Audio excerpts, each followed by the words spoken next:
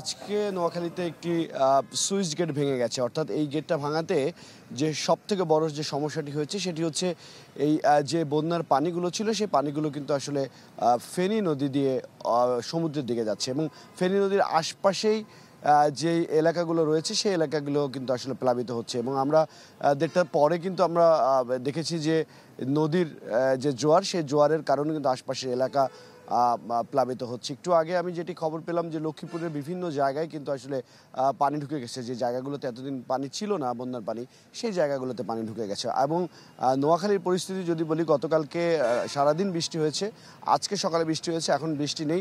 নোয়াখালীর শহরের বেশ কিছু জায়গায় কিন্তু আসলে জমাট বেঁধে পানি রয়েছে এবং বিভিন্ন জায়গায় এখন যে জায়গাগুলোতে পানি ছিল সেই জায়গাগুলোতে নেমে গেছে। তবে নদীর আশপাশে যে এলাকাগুলো রয়েছে সেই এলাকাগুলো কিন্তু আস্তে আস্তে ধীরে ধীরে পানি বাড়ছে এই সুইচ গেট ভেঙে যাওয়ার কারণে। এবং ফেনীতে আমরা যতটুকু জানতে পেরেছি এখন পর্যন্ত ফুলগাজী, পরশুরাম এই এলাকাগুলোতে, পরশুরাম পর্যন্ত এখনও পর্যন্ত গাড়ি যানবাহন যেতে পারছে না। ফুলগাজী পর্যন্ত যানবাহন গেলেও সেটি হচ্ছে 3 টনের ট্রাক পর্যন্ত যেতে পারছে, অর্থাৎ উঁচু যানবাহন যেগুলো সেগুলো যেতে পারছে। সড়ক পথে কিন্তু আসলে ফেনী থেকে ফুলগাজী যে সড়ক পথটি রয়েছে সেই পথে এখনও পানি রয়েছে এবং আশপাশের যে এলাকাগুলো রয়েছে সড়ক পথের পাশে যে গ্রামগুলো রয়েছে সেই গ্রাম কিন্তু আসলে এখনও প্লাবিত এবং এখনও পানিবন্দী মানুষ রয়েছেন, হাজার হাজার মানুষ। সেই মানুষগুলোর কাছে ত্রাণ পৌঁছানোর জন্য সাধারণ মানুষ থেকে শুরু করে আইনশৃঙ্খলা বাহিনী, বিজিবি, সেনাবাহিনী, র্যাব তারা কিন্তু কাজ করে যাচ্ছেন। এবং আজকে স্বরাষ্ট্র উপদেষ্টা এসেছিলেন, তিনি বলেছেন যে সব ধরনের সহযোগিতা করতে সরকার প্রস্তুত। এবং এই নোয়াখালীর ডিসির সাথে, জেলা প্রশাসকের সাথে কথা বলেছি, ফেনীর জেলা প্রশাসকের সাথে কথা হয়েছে, তিনি যেটা বললেন যে এখন পর্যন্ত ত্রাণ পর্যাপ্ত পরিমাণে আসছে, তবে সব থেকে বড় চ্যালেঞ্জ হচ্ছে ওষুধ এবং চিকিৎসা সেবা। যার কারণ আপনি জানেন যে বেশ কিছুদিন হয়ে গেছে বন্যার পানিতে সবাই মানুষ যারা রয়েছেন তারা পানিবদ্ধ রয়েছেন, সেখানে পানিবাহী রোগ থেকে শুরু করে নানা রোগে আক্রান্ত হচ্ছেন তারা, আর তাদেরকে চিকিৎসা সেবা দিতে অনেকটা হিমশিম খাচ্ছেন তারা। সেই ক্ষেত্রে ওষুধ এবং চিকিৎসা সেবা এবং বিশুদ্ধ পানি খুব জরুরি নোয়াখালী, ফেনী এবং কুমিল্লা এলাকাতে। এই ছিল এখান থেকে সর্বশেষ তথ্য। জি হিরণ খান, এবার যাব ফেনীতে। আমাদের সাথে যুক্ত হচ্ছেন দিলদার হোসেন। দিলদার হোসেন, ফেনীর বন্যা পরিস্থিতির কি অবস্থা এবং যেসব জায়গায় ত্রাণ সরবরাহ করা যাচ্ছিল না গত 2-3 দিন ধরে, সেই সব জায়গা থেকে ত্রাণ আজকে পৌঁছানো যাচ্ছে কিনা?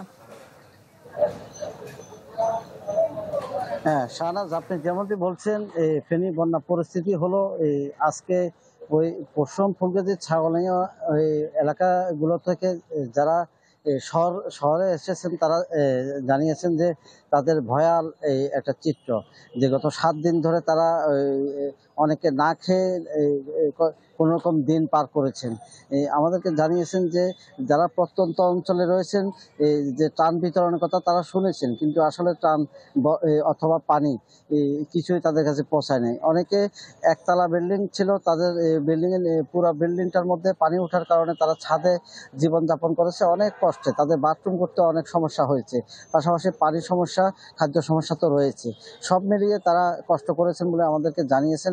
পাশাপাশি তারা জানিয়েছেন ত্রাণ নিয়ে যারা আসছেন তারা মূলত এই শহরমুখী যেখানে পানি শুরু হয় ওইখানেই ত্রাণগুলা বিতরণ করে তারা এই ফটো সেশন করে মূলত তারা চলে যাচ্ছেন। এতে করে যারা ক্ষতিগ্রস্ত হয়েছেন তারা আসলে ত্রাণ পায়নি বা এখনো পাননি। তারপরেও জেলা প্রশাসন থেকে জানানো হচ্ছে যে প্রত্যন্ত অঞ্চলে ত্রাণ পৌঁছানোর জন্য সেনাবাহিনী, কোস্টগার্ড, র্যাব, বিজিবি, পুলিশ সহ স্বেচ্ছাসেবক দল কাজ করছেন যে তারা পৌঁছাতে পারবেন। তবে মূলত বিষয়টি হলো নদী, খালবিল সব এক সমান হয়ে যাওয়ার কারণে অনেকে ত্রাণ নিয়ে গেলেও সেখানে নদীর ফ্লোতে পড়লে মাত্র তারা বিপদগ্রস্ত হচ্ছে। এই কারণে মূলত অনেকে ত্রাণ পৌঁছাতে পারছেন না। সব মিলিয়ে পানি কমতে শুরু করেছে। আশা করা যায় 2 দিনের মধ্যে এটা সমাধান হবে এবং সবাই একটা ভালো পজিশনে আসবেন বলে মনে করছেন সকলে। শাহনাজ। জি দিলদার হোসেন, এবার যেতে যাচ্ছি রাঙ্গামাটিতে। রাঙ্গামাটি থেকে যুক্ত হচ্ছেন জিয়াউল হক। জিয়াউল হক, আজকে কি রাঙ্গামাটির পানি কিছুটা কমেছে কিনা এবং যেসব জায়গায় ত্রাণ সরবরাহ করা দরকার সেসব জায়গায় কি ত্রাণ সরবরাহ করা যাচ্ছে কিনা এবং ত্রাণের পরিমাণ পর্যাপ্ত কিনা?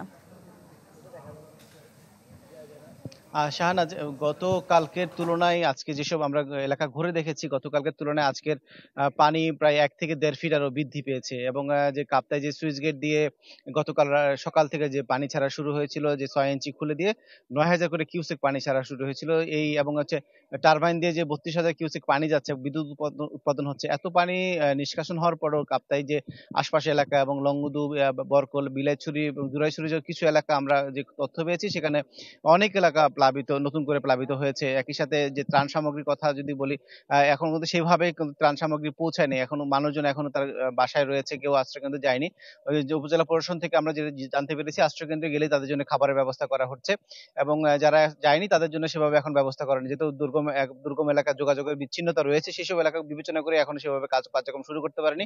তো সহসা সেই কার্যক্রম শুরু করার তথ্য জানিয়েছেন এবং আমি একটু বিষয় জানিয়ে রাখতে চাই যে কাপ্তাই হ্রদের যে পানির ধারণ ক্ষমতা, সেটি হচ্ছে ১০৯ এমএসএল পর্যন্ত রয়েছে এবং আমরা যে তথ্য পেয়েছি যে জলবিদ্যুৎ কেন্দ্রের হিসাবে, সেখানে প্রায় ১০৮.৮৪ এমএসএল রয়েছে। সেটা একদম সর্বোচ্চ বিপদসীমা ছুঁই অবস্থা রয়েছে এবং এখানকার স্থানীয়রা বলছে যে তারা এখানকার ত্রাণ চান না। তারা বলছেন যে দ্রুত সময়ে পানি যদি কমে যায়, তারা স্বাভাবিক জীবনযাপন যাতে জীবনযাপনে ফিরতে পারে, সেটি তারা দাবি জানিয়েছে। এখানকার যে বন্যা কবলিত এলাকা বন্যা কবলিত এলাকাগুলোতে আমরা দেখেছি মানুষের আসলে দুর্বিষহ জীবনযাপন করছে। তাদের স্কুল কলেজে যাওয়া বাচ্চারা যেতে পারছেন না এবং চলাফেরায় চরম ভোগান্তির শিকার হচ্ছে বলে তারা জানিয়েছেন।